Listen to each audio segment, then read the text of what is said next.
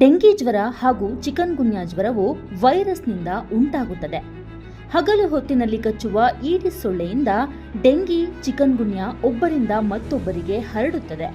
ತೀವ್ರ ಜ್ವರ, ವಿಪರೀತ ತಲೆನೋವು, ಕಣ್ಣಿನ ಹಿಂಭಾಗದಲ್ಲಿ ನೋವು, ಮಾಂಸಖಂಡ ಮತ್ತು ಕೀಲುಗಳಲ್ಲಿ ವಿಪರೀತ ನೋವು, ವಾಕರಿಕೆ, ವಾಂತಿ ಇವು ಡೆಂಗಿ ಜ್ವರದ ಲಕ್ಷಣಗಳು.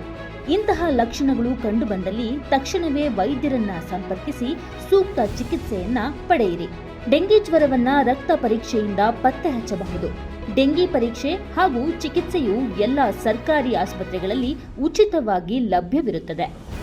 ಡೆಂಗಿ ಹಾಗೂ ಚಿಕನ್ಗುನ್ಯಾ ಹರಡುವ ಈಡಿಸ್ ಸೊಳ್ಳೆಗಳು ಮನೆಯಲ್ಲಿನ ಸ್ವಚ್ಛ ನೀರಿನ ಶೇಖರಣೆಗಳಲ್ಲಿ ಉತ್ಪತ್ತಿಯಾಗುತ್ತವೆ. ಆದ್ದರಿಂದ ನಿಮ್ಮ ಮನೆಯಲ್ಲಿನ ತೊಟ್ಟಿ, ಬ್ಯಾರಲ್, ಡ್ರಮ್ಗಳಲ್ಲಿನ ನೀರನ್ನ ವಾರಕ್ಕೊಮ್ಮೆ ಖಾಲಿ ಮಾಡಿ ಸ್ವಚ್ಛಗೊಳಿಸಿ ಪುನಃ ನೀರು ತುಂಬಿಸಬೇಕು ಮತ್ತು ಎಲ್ಲ ನೀರಿನ ಶೇಖರಣೆಗಳನ್ನ ಮರೆಯದೆ ಮುಚ್ಚಿಡಿ. ಮನೆ, ಶಾಲೆ ಹಾಗೂ ಎಲ್ಲ ಸರ್ಕಾರಿ, ಖಾಸಗಿ ಕಚೇರಿಗಳು ಹಾಗೂ ಸಂಸ್ಥೆಗಳ ಒಳಾಂಗಣ ಹಾಗೂ ಹೊರಾಂಗಣಗಳಲ್ಲಿ ಘನತ್ಯಾಜ್ಯ ವಸ್ತುಗಳನ್ನು ವಿಲೇವಾರಿ ಮಾಡಿ ಹಾಗೂ ಘನತ್ಯಾಜ್ಯ ವಸ್ತುಗಳಲ್ಲಿ ಮಳೆ ನೀರು ಸಂಗ್ರಹವಾಗದಂತೆ ನೋಡಿಕೊಳ್ಳಿ.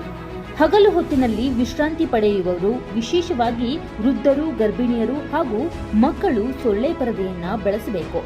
ಡೆಂಗಿ, ಚಿಕನ್ಗುನ್ಯಾ ರೋಗಿಗಳು ಸಹ ತಪ್ಪದೆ ಸೊಳ್ಳೆ ಪರದೆಯನ್ನ ಉಪಯೋಗಿಸಬೇಕು. ಹಗಲು ಹೊತ್ತಿನಲ್ಲಿ ಸೊಳ್ಳೆಗಳು ಕಚ್ಚಿದಂತೆ ಮೈತುಂಬ ಬಟ್ಟೆ ಧರಿಸಬೇಕು.